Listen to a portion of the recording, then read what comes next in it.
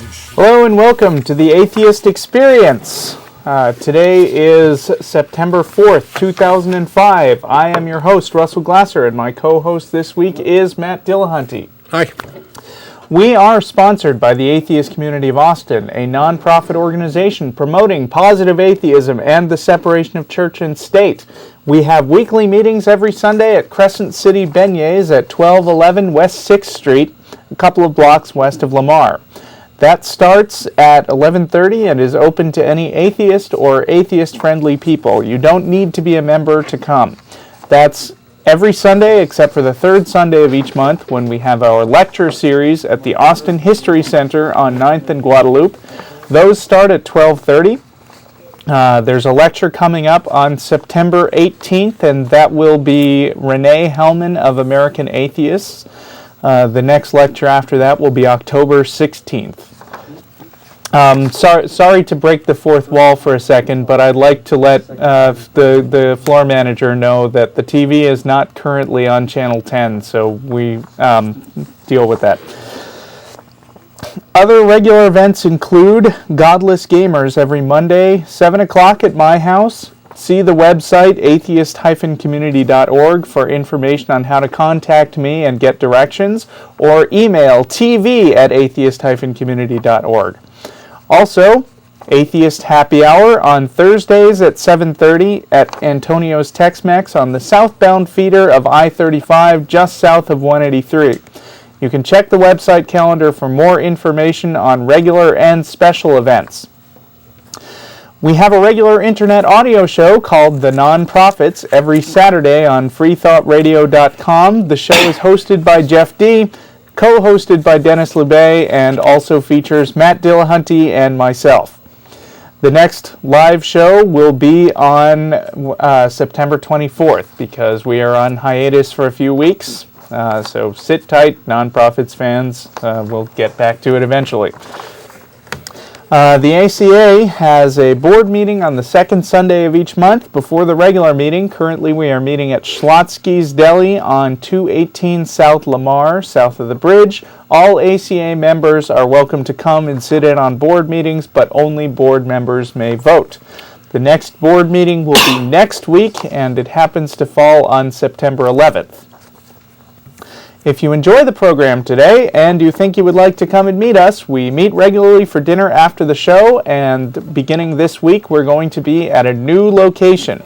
Currently we are meeting at Fresh Choice, located at 9761 Great Hills Trail behind the Arboretum. To get there, or in front of it, depending on which direction you're coming from.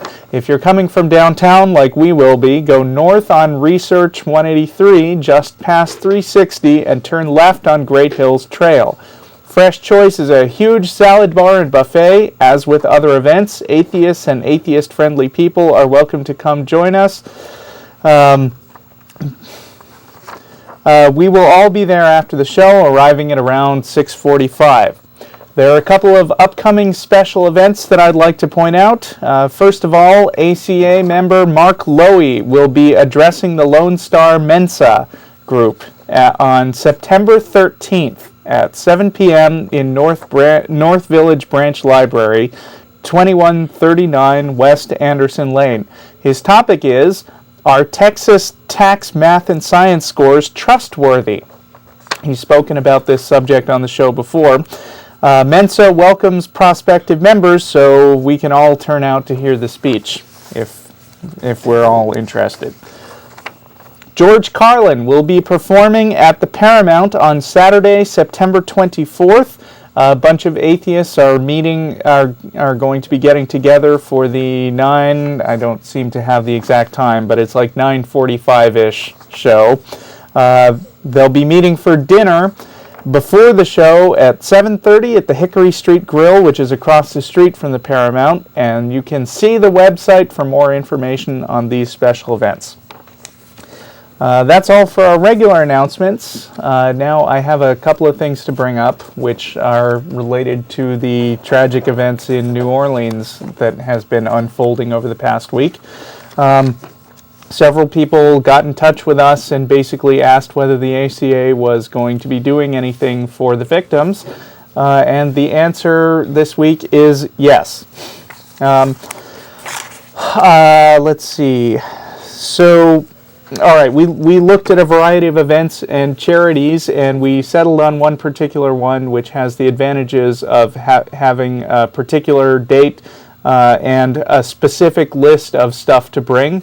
Unfortunately, or depending on how you look at it, the organization is going to be the Salvation Army, which has some religious overtones, but they're not asking for money in this case. They're asking for specific stuff. So I'm not going to make any kind of call to action requesting that you donate items. But if you would like to donate items and you are going to be meeting us at one of our upcoming regular events, Fresh Choice after the show, or Gamers tomorrow night at my house, then you have the opportunity to bring the following items which they have requested. They will be accepting donations of personal hygiene items. That includes, stuff like toothpaste, toothbrushes, shampoo, deodorant, etc. Baby items, very big deal according to a friend who's a social worker. Diapers, wipes, lotion, ointment, formula, baby food. Also, insect repellent, flashlights with batteries, and plastic gloves. I guess I'll need to read that list later on in the show again. If you bring those to tonight's event or tomorrow night's, then we will get them all together in a bundle and bring them on behalf of the atheist community of Austin. Since some people aren't crazy about the Salvation Army, I've also gotten together a short list of secular humanitarian organizations, which I've put up on the screen list, and that should be popping up on your screen shortly. I believe it's the Red Cross, the Central Texas branch of the Red Cross. There it is, the Capital Area Food Bank. If you are interested in donating money, or food, then you can go for either of those. And I've also included American Atheist because currently on their front page they have a big list of links to secular organizations that are going to be that are also going to be helping out, and that's it. Let's see. So, okay, I guess I'm done. Matt? Oh, also, I should mention that this is going to be a live call-in show. We're going to get to calls a little early today, probably. So if you see the phone number pop up on your screen in a minute, then today is the day when we are live. If you don't see the phone number pop up on our screen, then it is not September 4th, 2005. It's up right now as I look at it. So if you don't see it, then this is a rerun. Do not call. Matt. How you doing? Good. I don't have one cohesive topic to talk about today, but touch on a few different things. While I'm always happy that I'm living where I am, when I am, we live in a country where we have freedoms and in a time where we have free access to information and news and knowledge in all categories. Where once upon a time the average public wasn't privy to court decisions and rulings, and they couldn't quickly get news about hurricane tragedies or anything like that. And now it's through the wonder of the internet, radio, television, we have access to all of that, and you can learn whatever you want to learn. You have to be cautious about what source you're going to rely on, but we're living in a time of plenty with regard to that, which is why I think some of the inner workings of the courts with regard to judges and decisions are coming up more often as points of discussion, whereas 100 years ago only an elite few actually bothered with court decisions. As most of you are probably aware, Chief Justice Rehnquist passed away last night. I found out while I was over at a friend's house. He was appointed to the court in '71 by Richard Nixon and promoted to Chief Justice by Ronald Reagan. There are people who believe that this is no big deal. He was I'm speaking as far as a First Amendment issue, separation of church and state perspective, that here's a conservative judge who didn't always come down on, or rarely came down in agreement in his decisions with the church-state separation issues that we as the ACA strive for. And he's going to be replaced most likely by somebody who is also not going to be siding with us on First Amendment issues. I think that argument is fine. There's a bigger picture to this, which is a missed opportunity, both with regard to who's doing the appointing. If this had occurred later, there may be an opportunity for a different president or a different administration to appoint somebody to kind of balance the court even more. But I don't want to get off on a tirade about that. Or he was 80 years old, suffering from cancer, and he's passed away. And there'll be another opportunity for the administration to fill a Supreme Court seat. And I think. Our thoughts are with his family. We also need to pay attention to the process, not only of the confirmation of John Roberts, but what's going to happen with this new vacancy, and remain vigilant in communicating with representatives and senators and organizations to make sure that the Supreme Court isn't taken over, because at the end of the day, there's 9 justices there, and while 150 years ago or so people just these guys are the pinnacle of genius and legal minds, and they're not going to play favorites or show any favoritism. That's not the case. There's an opportunity for them to, you hear about activist judges, but there's an opportunity for the Supreme Court to be more one-sided than another, and I would prefer that it be much more balanced than we've seen on a lot of things. The other thing that I noticed with regard to court rulings is the Seventh Circuit Court, a week and a half ago or so, came out with a ruling on behalf of a prisoner who had said that his First Amendment rights were being violated because he's an atheist and the prison had not allowed him to have a meeting with fellow atheists in the prison. And yet they were allowing Christians or Jews or anybody else to have meetings. And he claimed that it violated... The logistics might be hard because there are fewer atheists in prison. Anyway, he claimed his First Amendment rights were being violated, both the Free Exercise Clause and the Establishment Clause. And people who aren't familiar with the law at all, or First Amendment law specifically, read the Seventh Circuit Court ruling and said, "Ha-ha, the Seventh Circuit Court just said that atheism is a religion."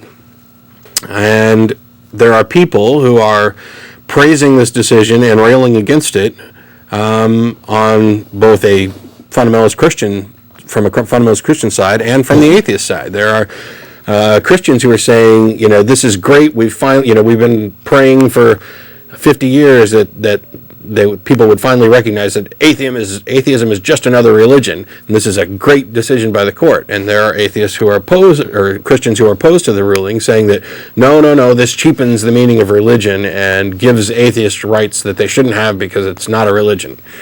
And there are atheists that are on both sides of it too, including major organizations. And there's mostly, though, the atheists who I've read who are opposed to the decision are opposed to it for the reason I'm about to go into, which is that a careless reading of the ruling can be used to completely misrepresent atheism and the importance of this ruling. Yeah, I think part of the distinction is that from a legal standpoint, it's okay if we have the rights and stuff that are accorded to religions, but from a philosophical standpoint, we always say that atheism is not a religion, and we have a lot of philosophical justification for that. And we probably anticipate people using a lot of legalese to sort of Right. prove Yeah, that absolutely. atheism is a religion. It kind of boils down to whether or not you're going to use a lay definition or the legal definition. And at the end of the day, what you actually regard as a religion is pretty much a personal decision. But with regard to the court ruling, there's very specific legal definitions. And what the court said, whether atheism is a religion for First Amendment purposes is a somewhat different question than whether its adherents believe in a supreme being, or attend regular devotional services or have a sacred scripture. This is an important point, and the court also made reference to the Supreme Court's opinion that a religion is distinct from a way of life, even if that way of life is inspired by philosophical beliefs or other secular concerns. Essentially, not every belief or belief system is a religion. The legal definition of religion with regard to the First Amendment may be different from the layperson's definition. The First Amendment, in order to be effective in protecting all beliefs, must guarantee the freedom to hold no religious belief. This is fairly straightforward, and what the Seventh Circuit Court has said in this decision is nothing new, or almost nothing new. Without venturing, well, this is a quote from the brief, or the opinion, without venturing too far into the realm of the philosophical, we, the Seventh Circuit Court, have suggested in the past that when a person sincerely holds a belief dealing with issues of ultimate concern, that for her occupy a place parallel to that filled by God in traditional religious persons, those beliefs represent her religion. We've already indicated that atheism may be considered in this specialized sense, a religion. And that is that with regard to whether or not the First Amendment protects a person's right to be an atheist, to hold no religious belief, the courts have already ruled on this many, many, many times. This isn't so much the court saying atheism is a religion. It's the court saying the First Amendment is worded poorly, and instead of the word religion, might have better substituted beliefs or beliefs of ultimate concern or something that was more specific rather than something that was so philosophical and personal. So they're saying that atheism is a religion with regard to the First Amendment because they have to define things within that scope. Whether or not you consider atheism a religion personally, but that's somewhat a matter of personal decision, and for the most part, I believe that Christians get to define their religion and what they believe. They get to say, yes, Christianity is a religion, and no, it isn't to us. And anybody with any beliefs, whether they be atheism or anything else, define it for themselves and as a group. The Supreme Court has recognized atheism as equivalent to a religion for purposes of the First Amendment on numerous occasions. The Seventh Court specifically referred to Wallace versus Jaffrey, where the court had said, at one time it was thought that this right, referring to the right to choose one's own creed, merely prescribed the preference of one Christian sect over another, but would not require equal respect for the conscience of the infidel, the atheist, or the adherent of non-Christian faiths such as Islam or Judaism. But when the underlying principle has been examined in the crucible of litigation, the court has unambiguously concluded that the individual freedom of conscience protected by the First Amendment embraces the right to select any religious faith or none at all. And that's all they're doing. They're saying that, hey, yeah, it doesn't matter, whether you're a Christian or an atheist, the First Amendment, as it pertains to your beliefs, will protect atheism. And in that specific sense only is the court declaring atheism a religion. Not that the court could claim that atheism is a religion, in the lay definition, because the court doesn't rule on lay definitions. They don't get to make up your mind for you. And if you're casually reading opinions like this or reading other people's takes on opinions like this and jumping to conclusions about atheism being declared a religion, read it and make up your own mind. So do you think we should just embrace this and say, sure, when people accuse us of being a religion, should we say just, sure, in a certain legal sense as far as what rights are involved, we are a religion? No. No. I don't think we should embrace that at all. I think we should acknowledge it, because this is a case, despite the fact that they said nothing new, everything in there was based on precedent. This had all been declared before by the Supreme Court and other courts. But I know this is going to be brought up because right now there are Christians who are saying, and they're a minority, and I don't mean to, make a huge generalization about them, but this particular article has made the rounds and is becoming incredibly popular, especially among people in the intelligent design versus evolution debate, who are saying that now that the court has declared atheism a religion, which is false right off the bat, since atheists don't want intelligent design taught in the schools because that's religion, we can now have them also remove evolution from the schools because that's part of the atheist religion, which is so false, I almost fell out of my chair laughing about it when I first heard it. You're talking about a religious opinion versus scientific fact. Yeah, I mean, the usual analogies still apply. Atheists also don't want astrology taught in science classes. Atheists also don't want Holocaust denial taught in history classes. Yeah. That doesn't mean that this is a religious point of view. It means it's a pro-science and pro-evidence point of view. Just because the science and what we do know to be factually true about our universe happens to coincide with what we happen to believe, doesn't mean you toss it out just because it's somebody else's belief. I'm sorry that your religious beliefs prevent you from accepting scientific truth. Not my fault. But I don't think that you should use your personal vendetta against atheists because they don't subscribe to your religious beliefs to punish our children by teaching them nonsense or preventing them from learning science. That, I think, is pretty asinine. The Seventh Circuit Court had made this ruling. They denied his claim on the basis of free exercise. There's still some debate as to whether or not those grounds were valid, but they did grant his claim under the Establishment Clause. And essentially what it boiled down to was as long as the prison is allowing groups whose beliefs are protected by the First Amendment to meet, that privilege has to be afforded to everybody unless there's a secular reason not to, unless this meeting happens to propose a security threat, for instance. And on those grounds, he won the case, although he's no longer at that prison, and his rights are no longer being oppressed, and you can't really get anything out of it. It's more of a... Still, it's good to have the precedent, yeah, in a way. I got more stuff, but if it looks like we got a lot of callers, we might as well. We have full lines right now, and I've also been asked by the studio to let you know that I don't know what the correct pronunciation of this is. It's either Ahmed or Ahmed, but if you are still watching, you were dropped by accident from the lines. Call again, and you'll be first in line. In the meantime, we go to Lori.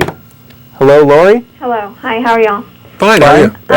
I just wanted to ask you, I was watching another program like yours, and I think it was called Regeneration or something X or something. The Regeneration like that. TV show. I think that's on Saturday morning. That's a religious show, right? Right. I think so, and if I'm not mistaken, they said that the forefathers had intentions of this being a Christian nation and no separation of church and state, but then I would ask myself, well, isn't this the reason they left Europe, because of the church controlling much of the government over there? So I was just wondering what your...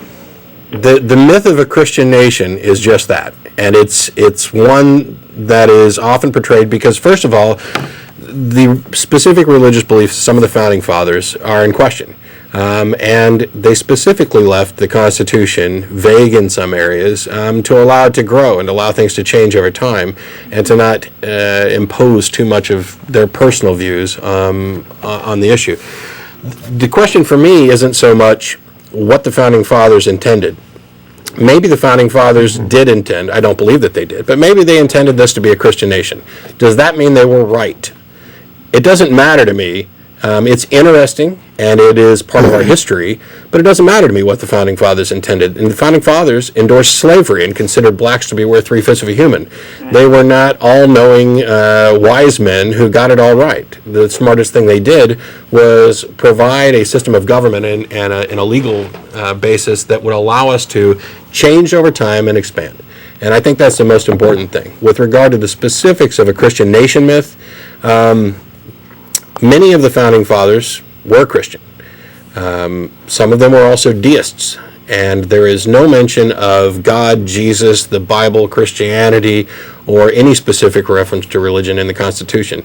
The Declaration only contains a couple of references, and those are very ambiguous, and they refer to the rights being given to man by nature's God, which is typically a deist phrase, as deists believe in a creator God who is impartial, doesn't respond to prayer, doesn't concern himself with the running of the world. He just basically wound it up and let it go.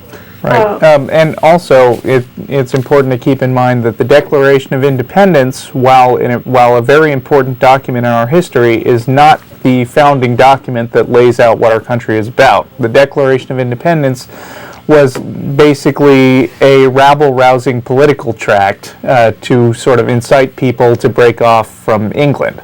Right. It took them 13 years to work out what the actual rules of the new country would be, and that's encompassed in the Constitution. And they had every opportunity to write Christianity into the Constitution if that's what they had wanted. Right. And They actually specifically voted references to God out of the Constitution. When people would suggest it, they would say, no, we won't have that. Okay, because I was at a student and I took a political science class, and we studied all the documents and everything, and I remember to myself saying that this professor, I don't know if he did it intentionally or not, did mention God, and that was the impression that I got as like being taught that God is the main one there, and this is what our nation's about, and things like that. And I started questioning that to myself, and I even remember students who were probably atheists or something else dropping out of that, or challenging that at the admissions office and saying they didn't approve with his teaching on that. Yeah, well, good for them. Yeah. This is a subject that gets debated and talked about a lot on internet groups, because it's something that we live in a nation which is, in one sense, a Christian nation. The majority of people in the United States are Christian. Indisputably, yeah. Yeah, that's just fact. Or at least they claim Christianity. Whether or not they're true Christians, they can argue that amongst themselves. But when you're in that situation and you say something that a Christian is going to agree with, which seems to be reasonable, like this nation was founded on Christianity, and then you pop out a few quotes and phrases from some of the founding fathers that make it sound like they were Christian, and some of them were. Well, all of a sudden now you've got something that they can repeat to everybody. The story is actually a lot more complex than that. And while this is hardly an unbiased source, I'd recommend going to infidels.org and doing a search for Farrell Till's article on the myth of a Christian nation, because he goes into it's not too long of an article, but it's a good in-depth look at what specific founding fathers believed and what their intention was, and things that happened at the first Congressional Congress. Yeah, and also just real quick before I leave, I was watching TV yesterday, and they had a group of speakers. It was a Spanish channel, and they had people dressed from the Jehovah's Witnesses to the Catholic Church to Protestants and New Age movements or whatever, and they were debating religions. And they had these two guys dressed as Arabs, and I'm not even sure they were really Arabs or not, but they kind of mocked them, like the Muslim religion, and I was like, I wanted to call in and say, okay, then you wonder why they have some anger when you're doing this stuff publicly. I just thought it was in bad taste, and it seems like some Christians that are real extremists out there just seem intolerant to other people's beliefs and don't respect, and we should just mind that we're all different. Yeah, well, I mean, a lot of people who are basically convinced that they are right in the face of all evidence also have sort of straw man images of other religions built up. It's easier to vilify and understand. They're certainly not above misrepresenting groups that they don't agree with, including atheists, which is a big part of the reason that we have this show. Okay. Well, that's just what I wanted to say. All right. Thank you. Thank you very much for calling. And I guess it'd be worth reminding any atheist or atheist-friendly people who wanted to join us at Fresh Choice after the show. Right. Arboretum, I don't have the address. Once again, Fresh Choice, the address, and this is my first week reading this address, so I don't have it committed to memory. Okay, here we go. Fresh Choice is at 9761 Great Hills Trail near the Arboretum. We'll be there starting tonight at 6:45. And if you are interested, you can bring some of the following items. Personal hygiene items, baby items, including diapers, wipes, lotion, ointment, formula, insect repellent, flashlights with batteries, and work or plastic gloves. Also, I forgot to mention earlier that I received an email before the show from Susan Brown with details on what the Capital Area Food Bank would like, if that's more your bag. They are interested in collecting bottled water, peanut butter, canned meat, granola and cereal bars, diapers, and money. So check out our list of links where you can look at secular or charity organizations, or you can come and donate, and we'll make a big donation to the Salvation of Army of all places in the name of the atheist community of Austin.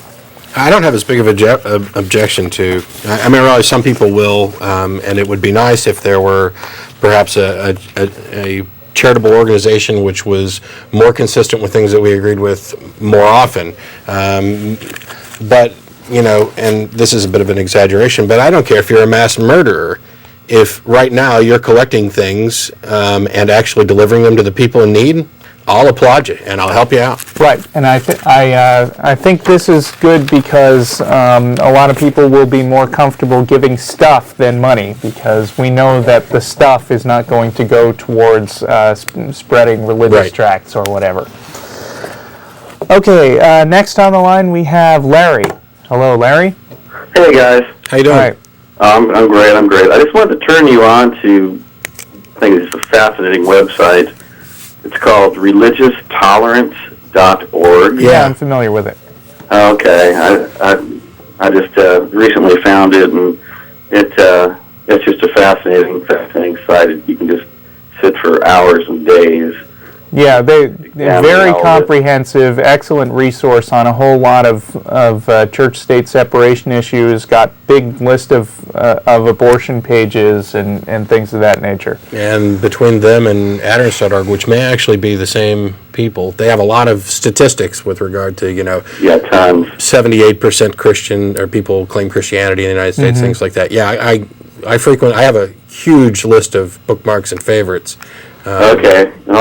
I didn't know if you were aware of it. Oh, I appreciate it. And if you come across any Never other good hurts to sites, give it another plug. Yeah, and we haven't mentioned on the show, or at least I haven't. So if you come across other good sites with information, on any of the subjects which are central to what we talk about on the show, on either side, feel free to call in and let us know, because I spend a lot of free time reading this stuff. Okay, thanks guys. Bye-bye. Thanks a lot. Thank you for calling. And with regard, again, to that Christian nation founding fathers thing, there's a lot of discussion, even on our own list. Friday night, I believe, somebody asked about Lincoln's beliefs, because there's a National Day of Prayer proclamation, which Lincoln gave, which addressed God on a couple of occasions. Yes. And yet his law partner, among several other people, and including a few quotes from Lincoln himself, listed him as an atheist. Or at the minimum, I had no idea about his that. law partner said that he never spoke about Jesus, and as far as his positions, he was an infidel of the first order, and Providence was his God.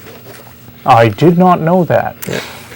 So, but the thing about that specific proclamation, and this is where, and I don't mean to accuse people of being dishonest. What I think people in a lot of cases are lazy, and they hear something or they're sent something in email, and without doing any fact checking, because they agree with it, they forward it around, and so they forward Lincoln's National Day of Prayer proclamation.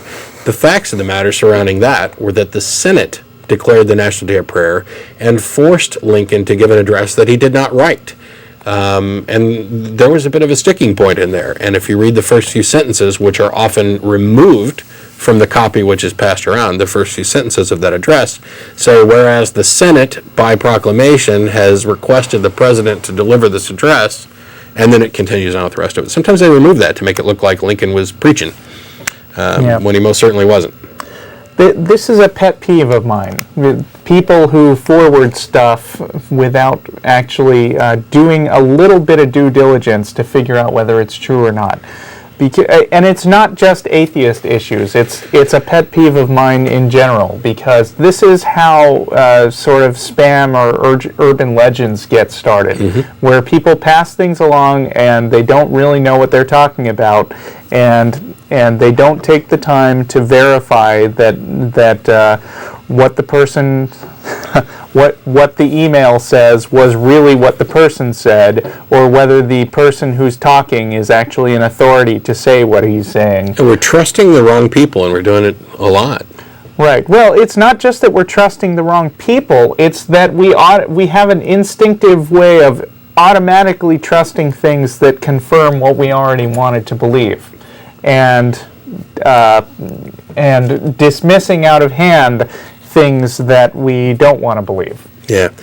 It may be partly because it's cumbersome to state your source and require other people to state your source. It may be insulting to, if you send me an email with some statistic about atheism and Christianity, whatever else, I'm not the type of person who's going to accept that at face value and immediately begin repeating on a show, even if it's Russell, who I trust explicitly. I expect that of you. And I prefer that he send me, a link to another site so I can check the source. And, that's why I like your blog and other people's blogs, which actually do that. Hey, I'm not just speaking, a lot of the things that I write, whether it be for some other website or the ACA site, are opinion. And I don't often cite a lot of sources. I do when it's relevant, like I have links to, in the particular article I was talking about, to all of the Seventh Circuit Court rulings, because they're all made publicly available. But I think it's people need to spend a lot more time figuring out. It's more of a, why would he lie to me? What reason does this person have not to be telling me the truth?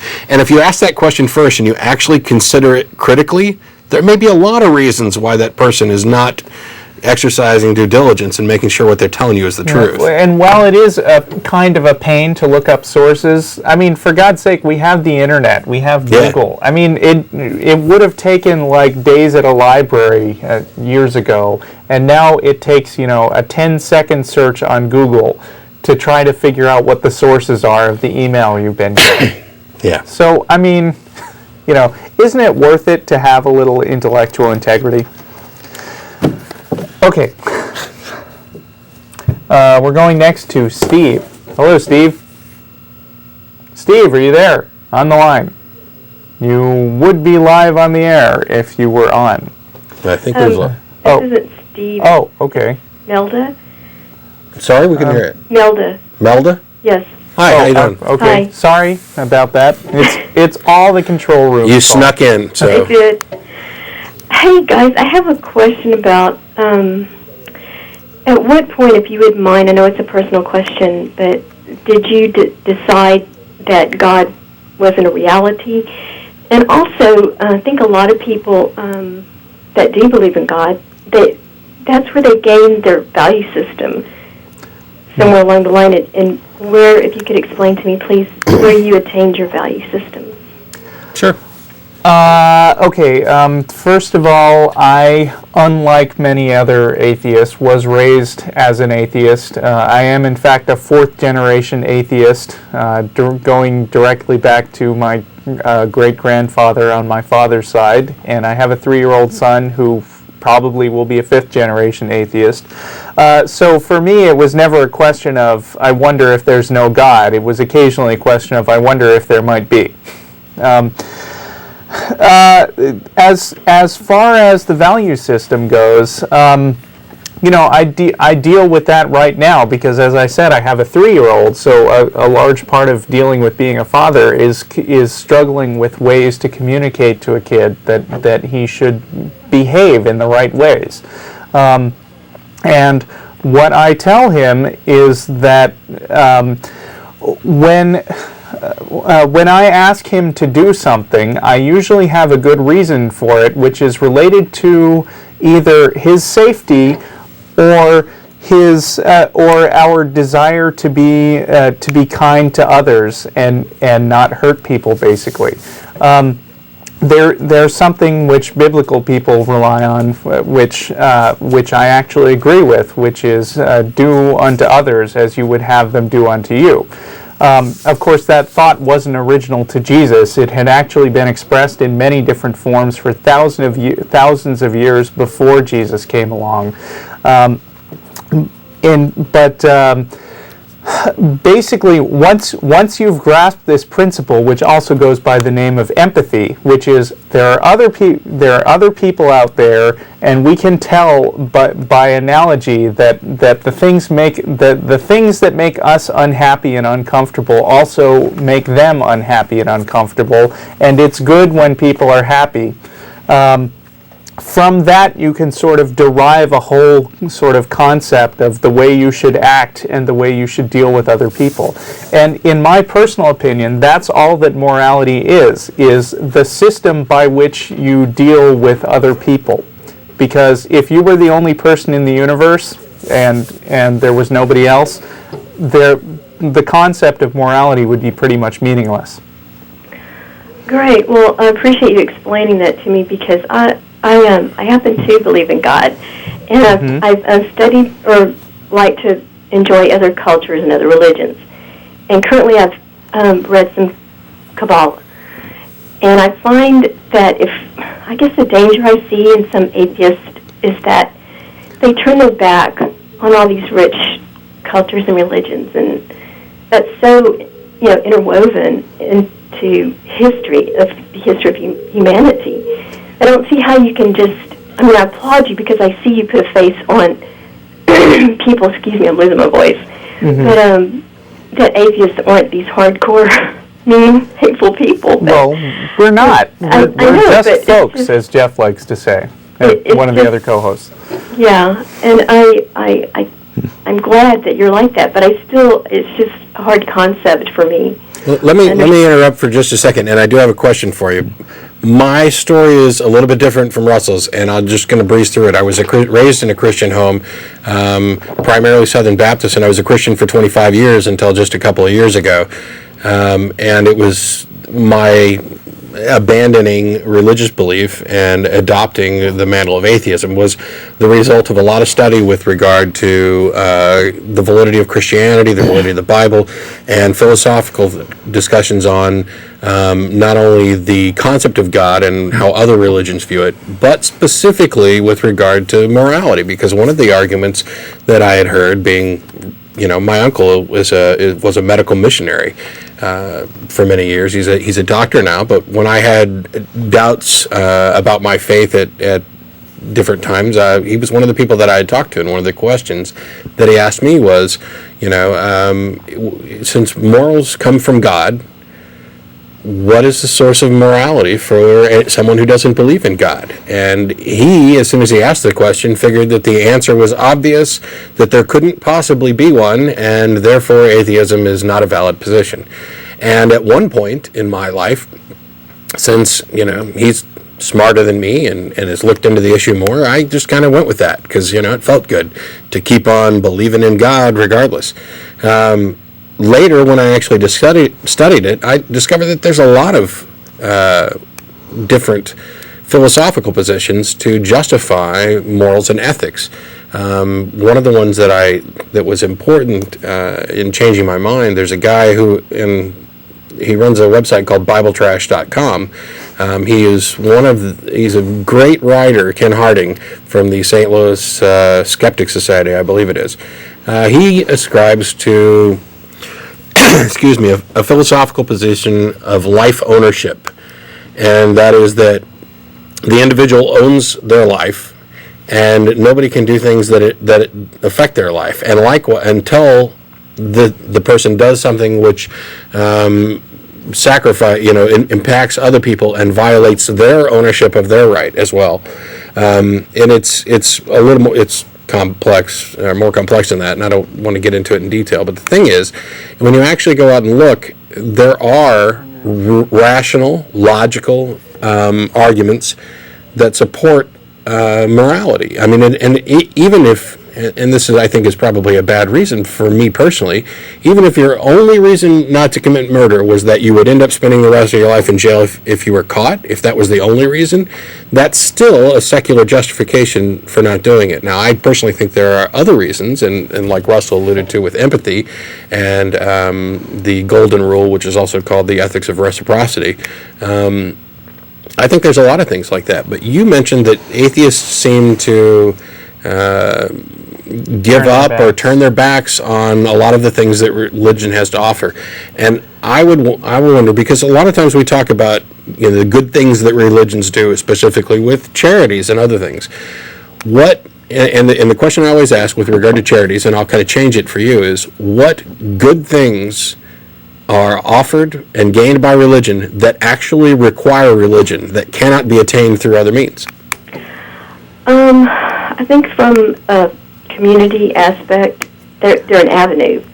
They're that I agree with. Well, as a means of getting a bunch of like-minded people together to talk to each other and reinforce each other, I'm actually all for that. That's part of the reason we have the atheist community of Austin, because there aren't a lot of equivalents for atheists.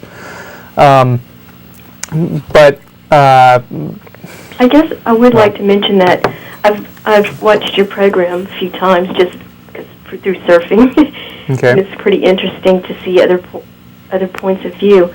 Good. And I think it's so wonderful that everyone has an opportunity to have their own beliefs. I notice it seems like you stress proving scientifically things. You seem to be more on the intellectual part of sort of God and things. left-brained. But can you absolutely not prove that there's God? No.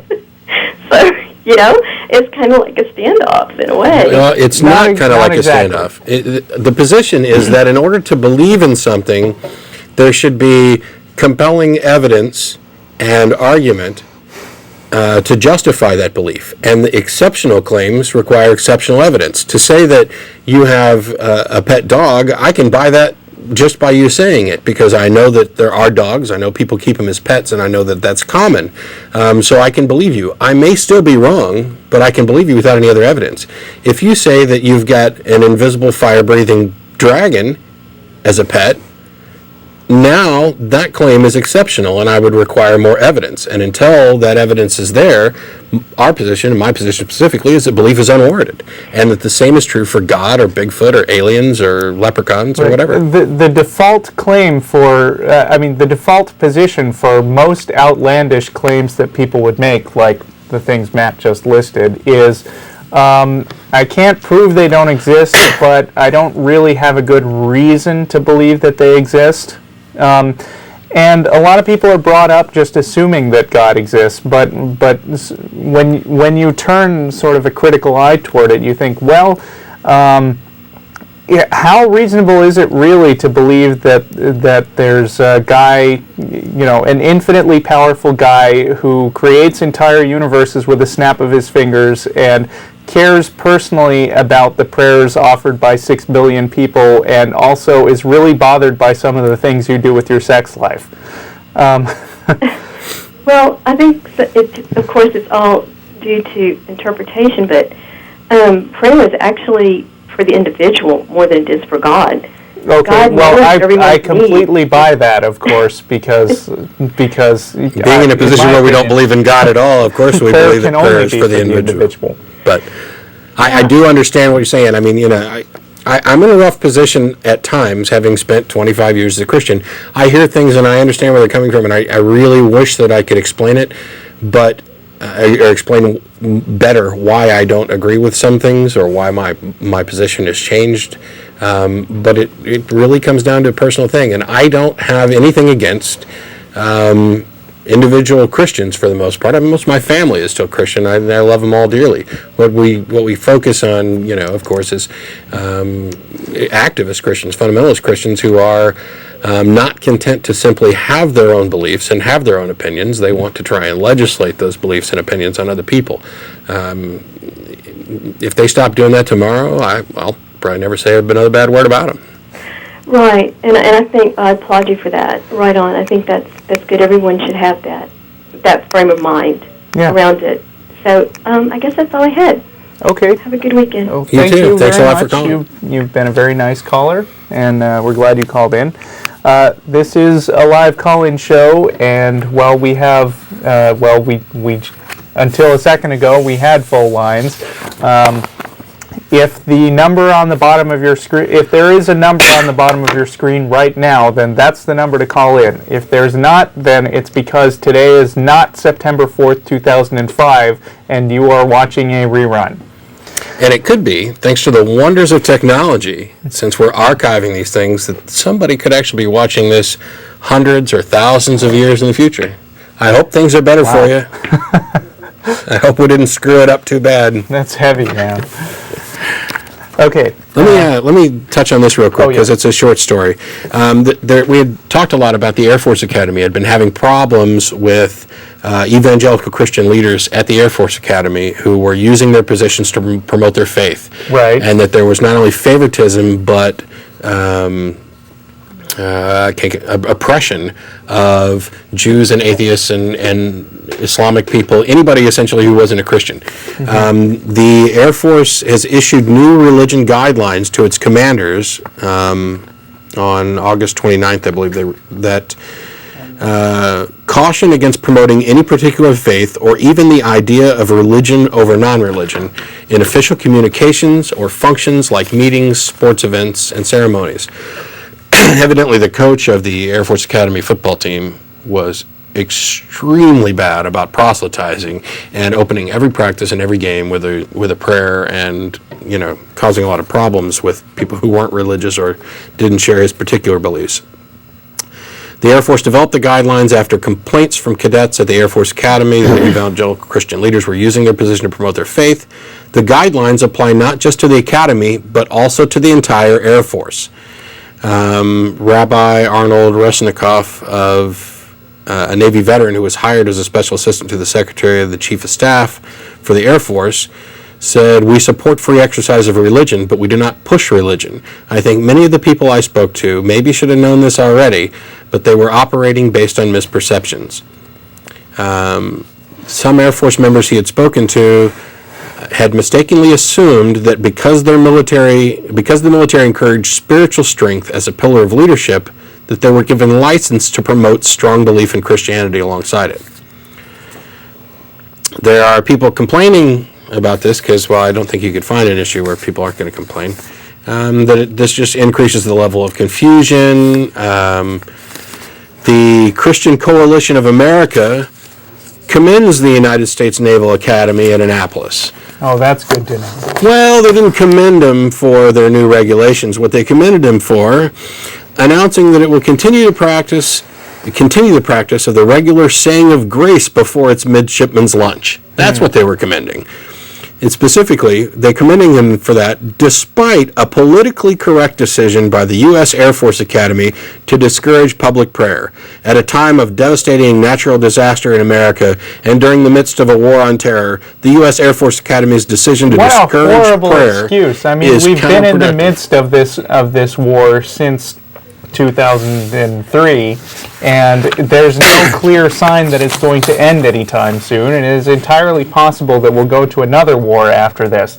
So to say that it's not okay to pull back on the shoving faith in people's faces because we're at war, I mean, how does that even follow? I say, what better time? Yeah. Here you have a bunch of people who have been proselytized to, segregated, oppressed, made to feel different because of a few evangelical Christians, and the Air Force comes out and says, nope, you can't do that anymore. Instead of forcing your religion on people, we'll allow you to have a moment of prayer, a moment of silence, an occasional prayer, but we need to remove specific religious reference from our normal, proceedings. And that, to me, is not only in keeping with everything else we're doing, which still allows everyone to hold their own beliefs and yet remain free from the beliefs of others. It not only allows that, it allows people to no longer, feel segregated and set aside. So you've got this decision, which is generally good and generally consistent with other decisions regarding the freedom of religion. And you've got the Christian Coalition of America coming out saying, well, we think it's a politically correct decision and you're doing it during an absolutely horrible time, but you let the midshipmen keep saying grace before lunch, so good on you. No. Morons. And speaking of the war on terror... That's all right, I didn't need anything off that page anymore anyway. Who is it that we're fighting against again? Yeah. It's a bunch of religious extremists who would like nothing better than to rein in their entire society and force them to live under rules that were laid out in their holy book, and stop people from having the freedoms to not follow their particular religion again. Why is it that when we're fighting lunatics like that we think that it's a good time to start being more like them? Yeah. That actually was the theocracy issue, both in Iraq and the United States, was touched on a little bit on Bill Maher's show Friday night, which I always watch and enjoy. But yeah, this makes me nuts. I apologize for... No, I don't apologize. I'm not going to apologize for getting upset about this. Somebody made a good decision which promotes freedom for everybody and prevents a certain group of people from not only getting favoritism towards their beliefs, but allowing them to push their beliefs on other people. That's a good thing. That is representative freedom. It is representative of the First Amendment rights. And for people to come out and say, who is it that's coming out and saying this is a bad thing? It's the people who are no longer getting all this favoritism. Right. You know? Okay, Julie's been on hold for a long time. Hello, Julie. Hi. Hi. How are you doing? We're Pretty good. fine. Yes, I just wanted, you guys pretty much answered the question that I had with the I'm last sorry, caller. I stepped on your punchline. Go on. And I just wanted to say, just recently you said you won't believe it until you have proof, you know, like you said about the fire-breathing dragon. Right. Sure. Well, 2 years ago I gave my life to Jesus Christ. Mm-hmm. I used to be a partier, a pothead, you know, you name it, I did it. Okay. I didn't even care much less about my kids. 2 years ago, this lady came up to my door and asked me if I knew how to have a relationship with Jesus Christ, to accept God as my personal Savior. And I did that, and my life has been totally changed. So you decided that there was an all-powerful being who didn't like you being a partier, and after making that decision, you stopped being a partier. No. No? Those decisions were my decisions. That's what he just And what I was said. putting myself through is because I was putting myself through it, not because he was putting me through it. That's not what he said. He said you decided that there was a supreme being who did not like the decisions you were making, so you decided to change them. You stopped partying because you believed that God was unhappy with you for partying. Well, I mean, that's common sense. Yeah. Yes. You're not going to leave your kids alone and stuff like that, and God's not going to like that. Right, which is why I'm not a hardcore partier who goes out and leaves my kids alone. I mean, without having accepted Jesus Christ. I don't mean to be immediately dismissive. I've heard a lot of claims like this. You got to remember, I was a Christian for 25 years, and when I say that, I wasn't just the Easter Sunday, Christmas morning Christian. I was there all the time and almost went to seminary. I was going to be a preacher, or I had at least considered that as an option for a period of time. I've been in church and sang the songs and been to revivals and seen people abandon drug use and come to Jesus. And, you know, that's what Jesus did for me. I'm sorry, I appreciate that it's real to you and real to those people. I don't accept that. I used to believe it. I don't anymore. And what I think, that is not proof that there is a God or that Jesus has done anything. And the reason is that there are plenty of people, regardless of their religious belief, including atheism, who have said, you know what, I've been partying too much. I've been an alcoholic. I've been a drug addict. I'm going to get some help. I'm going to change my life. And they make progress without the need of a God. And for me personally, I think that not taking credit for the changes that you make in your own life and instead ascribing it to some, supernatural being and their influence, I'm a little disheartened by that. You're saying that you've been a Christian. Mm-hmm. You not believe that one day God's going to come back and take his people as a rapture? No. And leave whatever it is behind that needs to be left behind? You don't believe that? No, I no longer believe in any God, and I do not believe that Jesus, if he existed, which I think he probably did, was the son of a God or supernatural or performed miracles or any of that. Well, one day when you guys stand before God, then you'll be able to say that. I appreciate your letting me talk with you guys. Thank you. Okay. Thanks. I hear that all the time. Yeah, it's a threat, basically. Yeah, someday when you stand before God, he's going to show you you're wrong. Well, you know what? On that day, I'll do what Robert Ingersoll's going to do and say, I was wrong. Sorry, I don't know why, but I was wrong. Yeah, maybe it could have been a little more clear. And I mean, that's sort of the abbreviated form of Pascal's wager, which sounds good at first until you think, well, someday all you Christians could be standing before the Shiva, right? And Shiva will wave his 8 arms around or whatever Shiva has, and ask, why didn't you believe in me? What's all this Son of God crap? Yeah.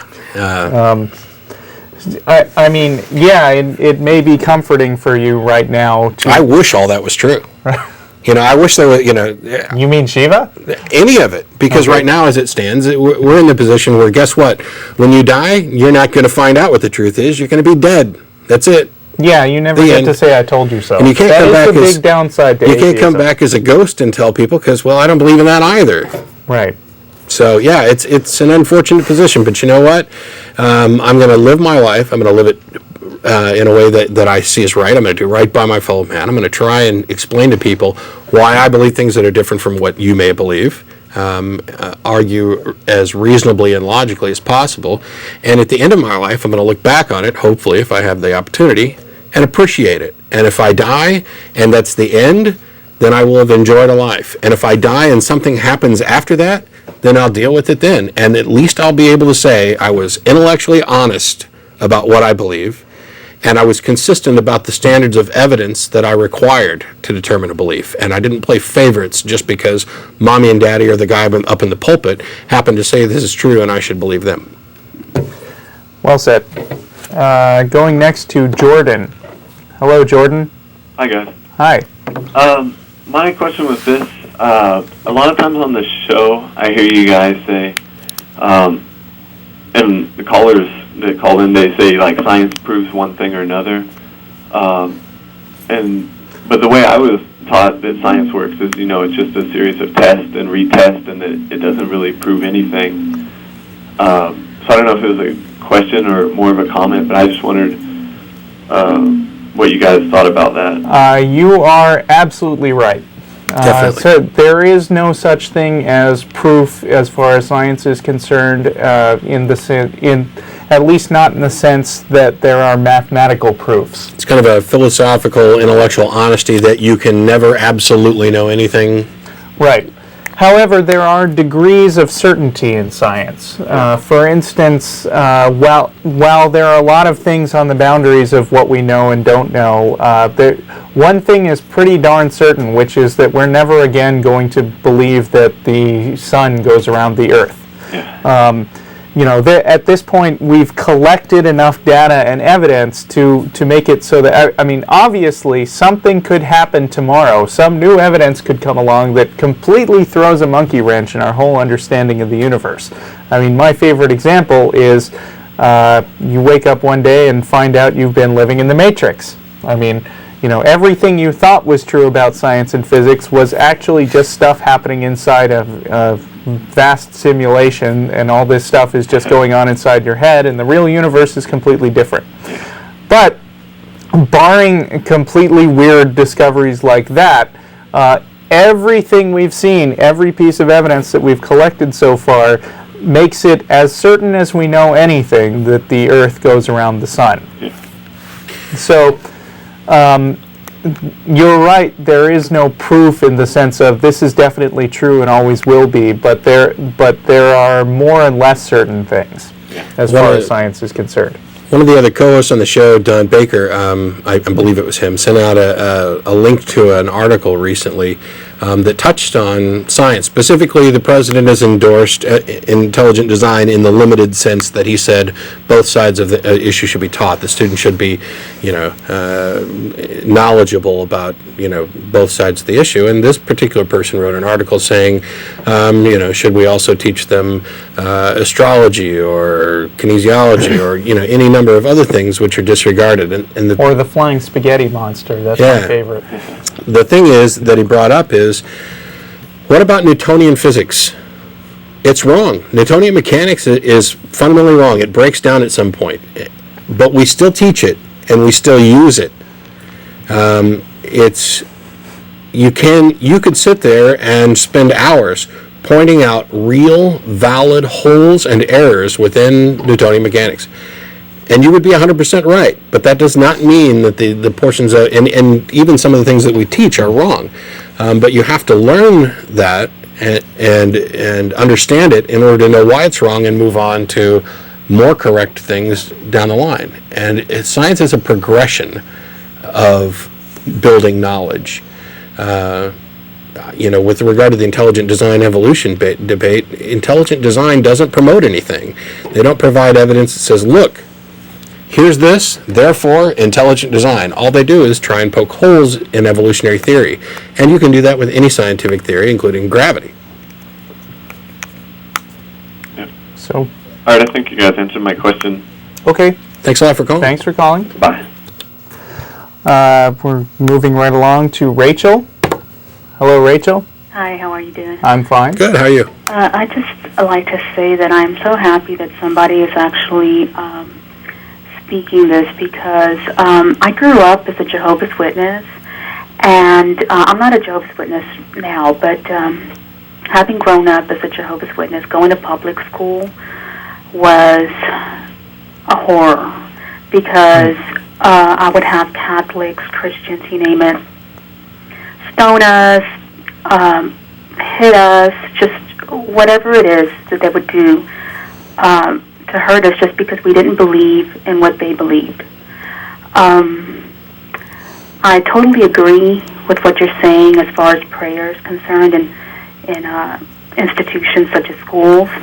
Mm-hmm. I don't believe that we should be forced to pray to a God that we do not believe in, or if we don't even believe in a God, like what you're saying. Right.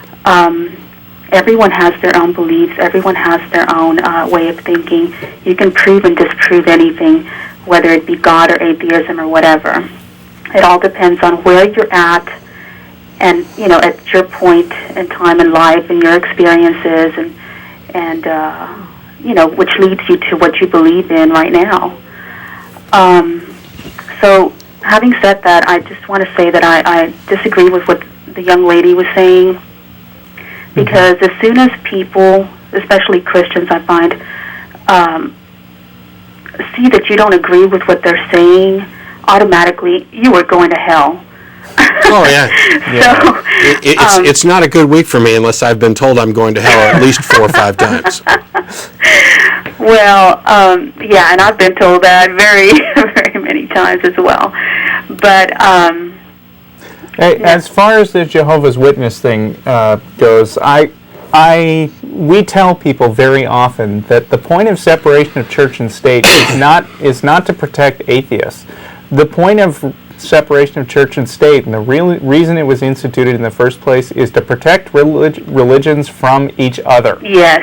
And that totally, includes Catholic from Protestant, Jehovah's Witness from Protestant, yeah, exactly, Mormon from everything else, Yeah, because I don't believe in praying to Jesus. I don't believe that Jesus is God. Why should I have to join in prayer with somebody that's praying to a different God, for that matter? Mm-hmm. So, yeah, I think that should be left out. No ifs, ands, or buts about it. I'm not telling people how to believe, what to believe, and they shouldn't be telling other people. So anyway, that's all I had to say, and more power to you. Excellent. Thanks very much. And I would like to remind you and all atheist-friendly callers that if you enjoy the show today, we will be meeting anybody who wants to show up at our new regular after-show dinner spot, Fresh Choice 9761 Great Hills Trail. near the Arboretum, and we'll show up there around 6:45. We're moving north. Before long, we'll just be having dinner at my house after the show. Yeah. And today only, we are going to be soliciting, or not soliciting, but we are going to be accepting, if you would care to bring them, items that we will be bringing in a big bundle to the Salvation Army on Wednesday. This supports the refugees from New Orleans who have escaped from the flood. I don't know the numbers, but there are hundreds of them currently in Austin. At the Burger Center, I believe. The Salvation Army will be accepting donations of personal hygiene items. Somebody told me that the best thing you can do is just get a big bathroom kit full of travel toiletries and bring those over. Baby items such as diapers, wipes, lotion, ointment, formula, insect repellent, flashlights with batteries, and plastic gloves. I'm sure they accept plenty of other things too. Those are just their specific list. Right. And good. And if you're interested in making other kinds of donations, we also have a list which will pop up in a minute, telling you what you can do if you're interested in donating to the survivors in other ways. Let's see. Okay, so moving on to Jack. Hi, I just wanted to make a few points in regards to religion. Sorry, there's the links I was talking about. You know, a lot of people want an afterlife because they just don't want to accept the possibility of this being it, and that they have to behave a certain way, and if you be good and do what you're supposed to do, that you go to an afterlife. Yeah, an afterlife is very appealing. Yes, it's like, almost like an investment. No doubt. The second thing is that a lot of people, with Christ being crucified and this other stuff, they don't realize the other two people who were also being crucified were also claiming to be the Son of God, and the Romans just that year alone crucified 1,200 people claiming that they were the Son of God, And I find that very interesting also, and those points are never brought up, and when they talk about intelligent design and stuff, are they going to talk about the possibilities of the holes in Christianity in this regard? And they're going to bring somebody in from PhD of Harvard at Divinity School and start discussing these issues. Yeah.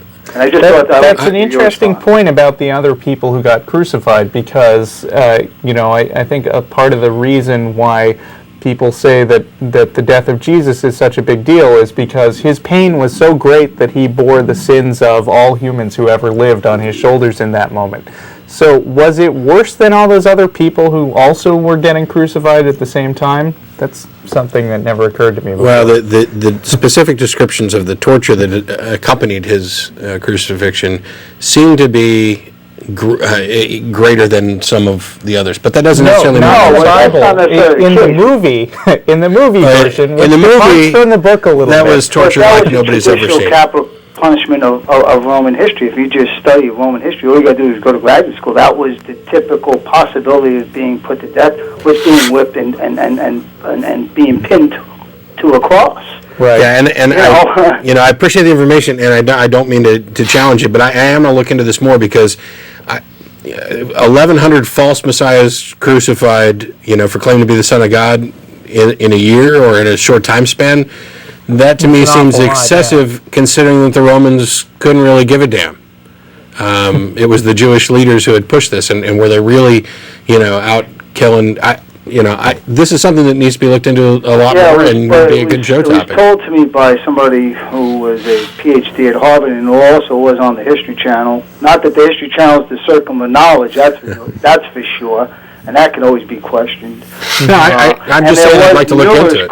Crucifixions, I rest assured you. When I went to graduate school and studied, although that's not my area of expertise, there was numerous crucifixions of people who claimed that they were Son of God at the time. Yeah, I know there were a number of other. That there was Son of God at the time. There were a number of other people who claimed to be the Christ or the Messiah, who our history has forgotten, and whether or not that's intentional. And the other thing is that they didn't write about Christ until approximately about 70 years after his death.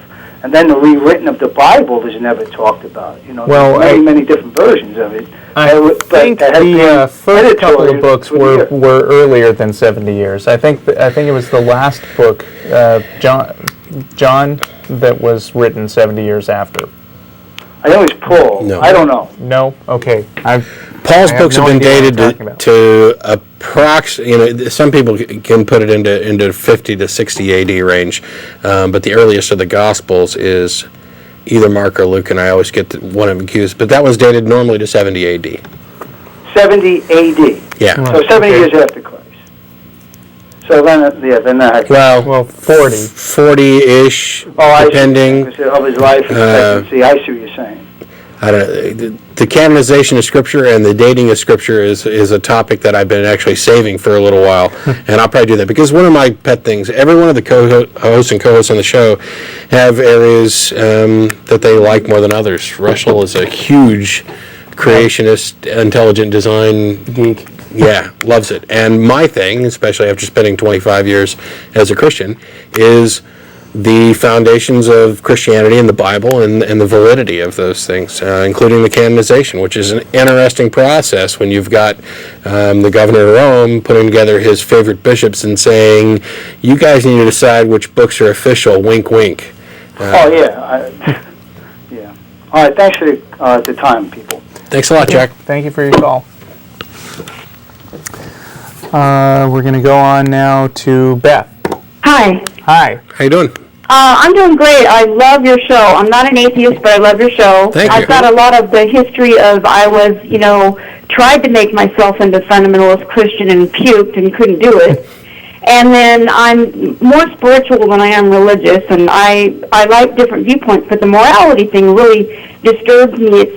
It's almost elementary. Well, you need to act a certain way or you're going to go to hell. And to me, that's not a very moral position. That's like, well, I'm only going to do it because somebody scared the crud out of me. Yeah, we've said that not before. a real That belief. If you stop believing in God and that takes away your morality so that you'll immediately go out and killing people, then you go right on believing in God. I want you to, because I don't want to die.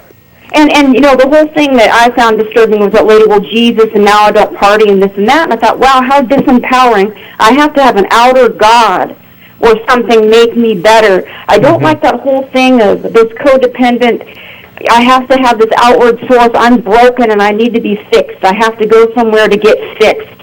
I think that's a very destructive thought process for a person to have. It's not very empowering. Right, and it also brings up the question of, how do you know, even if there was a God, how do you know that he would necessarily have your best interests at heart?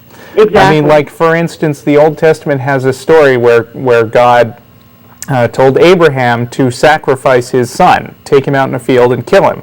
And he said, okay, I'll do that. And then he came up with the knife, and God jumped out of the bushes and said, just kidding, sacrifice a goat instead. But hey, I appreciate you being willing to sacrifice your son for me. What a trooper.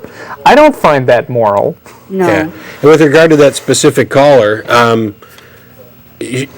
from my perspective, she made a choice to change her life and change it for the better. And for that, I'll applaud her, and I will give her the credit that she is unwilling to give herself.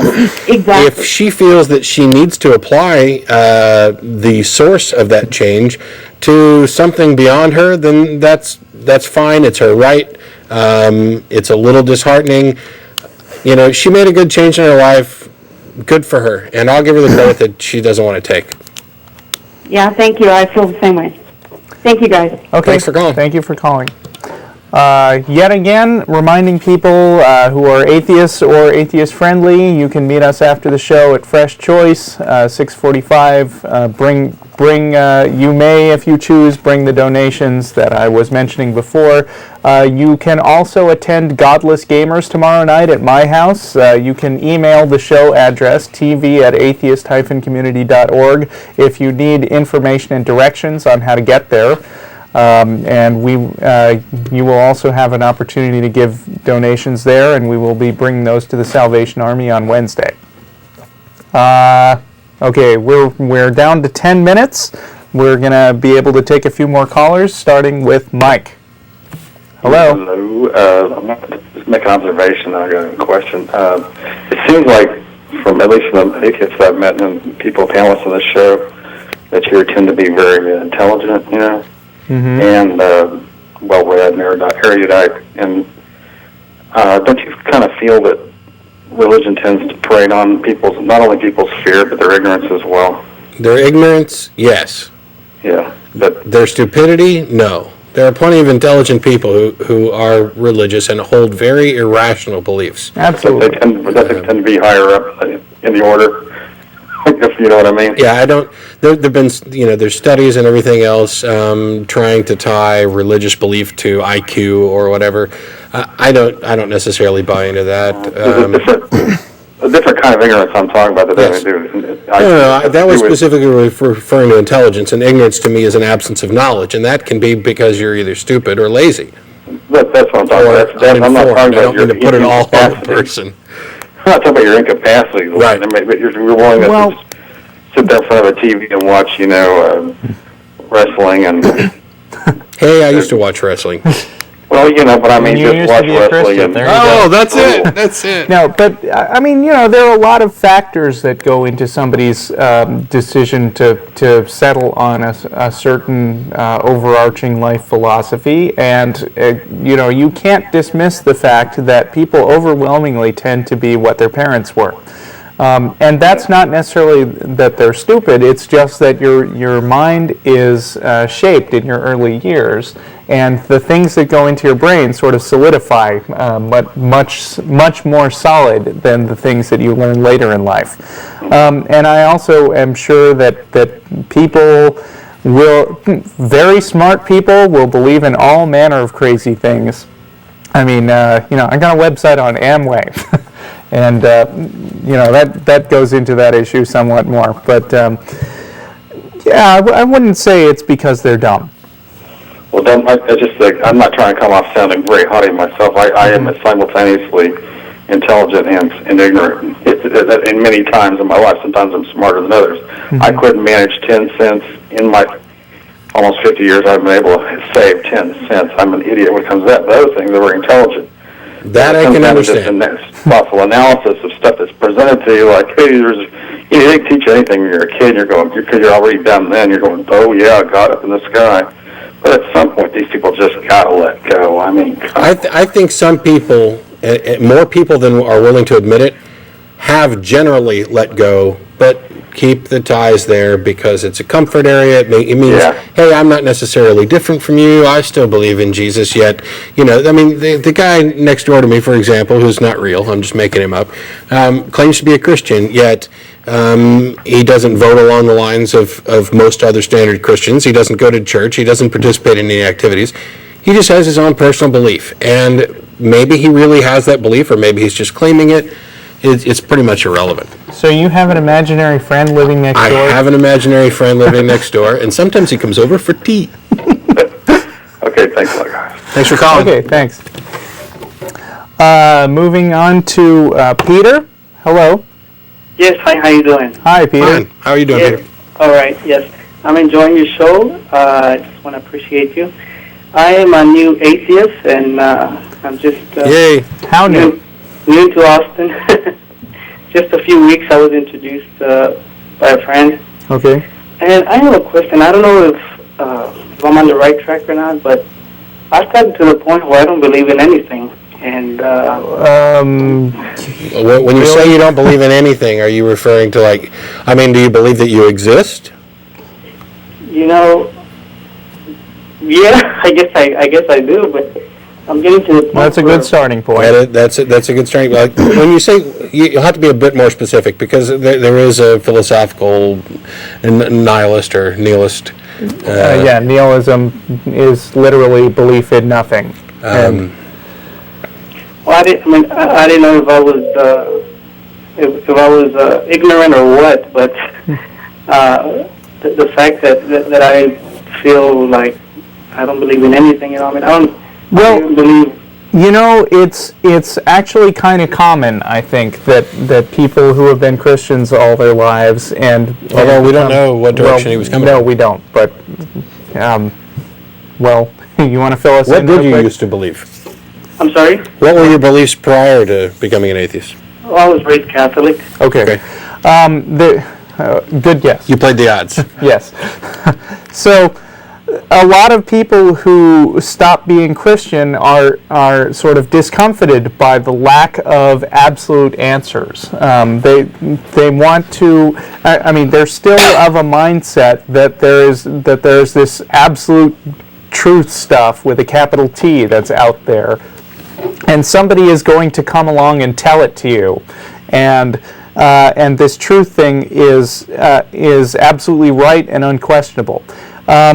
A lot of it, becoming an atheist means letting go of that certainty, and a lot of people bounce back in the other direction and say, wow, I can't trust absolutely anything. And I just want to repeat what we said about science earlier, which is that while you can never know anything for absolutely sure, you can know a lot of things for pretty sure, and you can be more certain of some things than you are of others. And what it comes down to is evidence and how things tie together and how multiple independent people perceive things the same way and for what reason. This is a whole philosophical topic called epistemology, but we're not going to have time in 4 minutes to go over the whole thing. But I'd also like to remind you that we'll be at Fresh Choice starting around 6:45 if you want to have a longer chat. And also, if you believe that you exist, if it's any comfort, I believe I exist, and I also believe you exist. So you can start from there and work forward. But am I going in the right direction, or I mean, you guys have probably been in this thing longer than I have. Yeah. I would recommend going out to a site with a lot of information, like infidels.org, and reading up on the philosophical aspect of atheism and how you can still, not only still, but how you may be able to enjoy life more than you previously were, and how to establish critical thinking skills and ways to evaluate the reality around you. Or pick up pretty much any book by Bertrand Russell, Dan Barker, or George Smith, The Case Against God, I've heard is good. Haven't actually read that. I've never read it. And if you're interested in doing some more reading, then those are all great places to start. Yeah, that's the problem. That being that I don't believe in a lot of things now, I kind of wanted to get your input. What is something good to believe in? Is there something you guys believe in that maybe I should believe in as well? We can't tell you what to believe in. That's part of the thing about not being a religion, is that you have to decide for yourself. I don't know what you're meaning. Is it really that late? Oh, no, they're putting that up for you. I don't really know what you mean with regard. Those are all great sites. What to believe in, and it depends on what topic you're actually talking about. If you're asking about what to believe in place of a God, that's a rather broad aspect, and I don't actually fill that void with anything other than what scientific evidence is available. We're coming down to the wire with 2 minutes left. If you'd like to continue this discussion, you can come to Fresh Choice, or you can write to the email address, which is going to come up on your screen in a minute. There it is. Thanks for calling, and I'll talk to you later. And last call of the day, Tom. Quickly, go ahead and get him on there. If I were to tell you to believe in anything as a focus, believe in yourself. Okay. Tom, yourself. You're on the air, and you've got a minute and a half. Hi, guys. Hey, Tom. Hi, guys. Hi, are you there? Hi. Yeah, here. I just wanted to comment a little bit about on the chronology of the New Testament you all mentioned earlier. Mark was the first gospel written, according to most historians, probably about 50 to 60 AD, and then Matthew, Luke, and John. And also, of course, Paul was the first person to write theology about Jesus, but he never knew him. Right. So the first stories about Jesus that were written by somebody who actually supposedly knew Jesus personally themselves would have been Mark. Except that anywhere as late as 70 AD, some historians think. Except that we have no idea who the authors of those Gospels are. Right, those are just names assigned to them. Yeah. Also, if you do the show about the New Testament scriptures, about their validity, or I hope you'll look into the question of whether many of Paul's letters were actually forgeries. Right, that's You've on heard my that, list. right? There are actually. many historians that think There's a lot of forgeries. not all the epistles assigned to Paul actually were written by him. They were done later by followers of him. We're gonna have to cut this short, but there's a lot of New Testament forgeries, including the last of Luke, or maybe it's Mark, where the Great Commission is, and talks about handling snakes and casting out demons. That doesn't exist in the oldest. Right. It's Mark. Thanks everybody for watching. Tune in next Sunday at 4:30 p.m. and we'll see you all. Bye.